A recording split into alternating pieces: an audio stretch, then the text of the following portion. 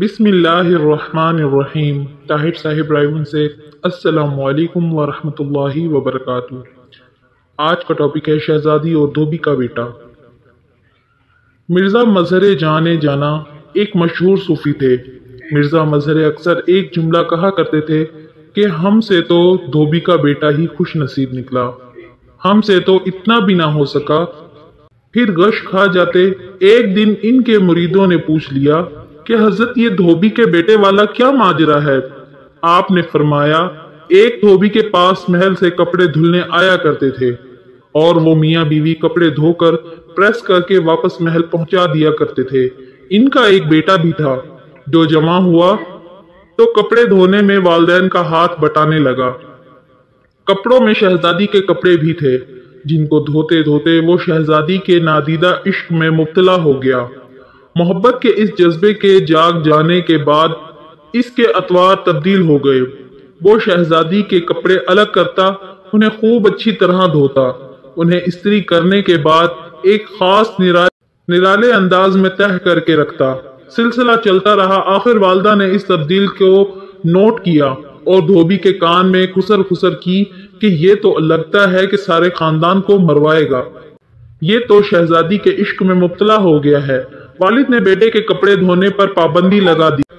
ادھر جب تک لڑکا محبت کے زیر اثر محبوب کی کوئی خدمت بجا لاتا تھا، محبت کا بخار نکلتا رہتا تھا، مگر جب وہ اس خدمت سے ہٹایا گیا تو لڑکا بیمار پڑ گیا اور چند دن کے بعد فوت ہو گیا۔ ادھر کپڑوں کی دھلائی اور تہہ بندی کا انداز بدلا تو شہزادی نے دھوبن کو بلاوا بھیجا اور اس سے پوچھا کہ میرے کپڑے کون دھوتا ہے؟ دھوبن نے جواب دیا کہ شہزادی عالیہ میں دھوتی ہوں۔ شہزادی نے کہا پہلے کون دھوتا تھا؟ دھوبن نے کہا کہ میں دھوتی تھی۔ شہزادی نے اسے کہا کہ یہ کپڑے تہہ کرو۔ اب دھوبن سے ویسے تہہ نہیں ہوتی تھی۔ شہزادی نے اسے ڈانٹا کہ تم جھوٹ بولتی ہو، سچ سچ بتاؤ ورنہ سزا ملے گی۔ دھوبن کے سامنے کوئی راستہ بھی نہیں تھا، دوسرا کچھ دل میں بھی غم سے بھرا ہوا تھا۔ وہ زاروں قطار رونے لگ گئی اور سارا ماجرا شہزادی سے کہہ سنایا۔ شہزادی یہ سب کچھ سن کر سناٹے میں آ گئی۔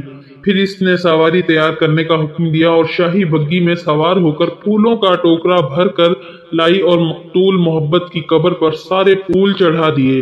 زندگی بھر اس کا یہ معمول رہا کہ وہ اس دھوبی بچے کی برسی پر اس کی قبر پر پھول چڑھانے ضرور آتی۔ یہ بات سنانے کے بعد مرزا مظہر کہتے ہیں اگر ایک انسان سے بن دیکھے محبت ہو سکتی ہے تو بھلا اللہ سے بن دیکھے محبت کیوں نہیں ہو سکتی؟ ایک انسان سے محبت اگر انسان کے مزاج میں تبدیلی لا سکتی ہے اور وہ اپنی پوری صلاحیت اور محبت اس کے کپڑے دھونے میں بروئے کار لا سکتا ہے تو کیا ہم لوگ اللہ سے اپنی محبت کو اس کی نماز پڑھنے میں اسی طرح دل و جان سے نہیں استعمال کر سکتے؟ مگر ہم بوجھ اتارنے کی کوشش کرتے ہیں۔ اگر شہزادی محبت سے تہہ شدہ کپڑوں کے انداز کو پہچان سکتی ہے تو کیا رب کریم بھی محبت سے پڑھی گئی نماز اور پیچھا چھوڑانے والی نماز کو سمجھنے سے عاجز ہے؟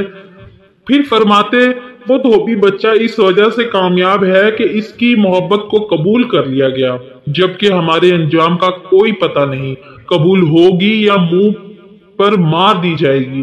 اللہ جس طرح ایمان اور نماز روزے کا مطالبہ کرتا ہے اسی طرح محبت کا تقاضا بھی کرتا ہے۔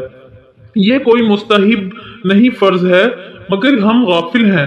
پھر فرماتے اللہ کی قسم اگر یہ نمازیں نہ ہوتی تو اللہ سے محبت کرنے والوں کے دل اسی طرح پھٹ جاتے جس طرح دھوبی بچے کا دل پھٹ گیا تھا۔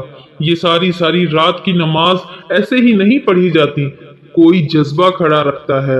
فرماتے ہیں یہ نسخہ اللہ پاک نے اپنی نبی کے دل کی حالت دیکھ کر بتایا تھا کہ آپ نماز پڑھا کیجئے اور رات بھر ہماری باتیں دہراتے رہا کیجئے، آرام ملتا رہے گا۔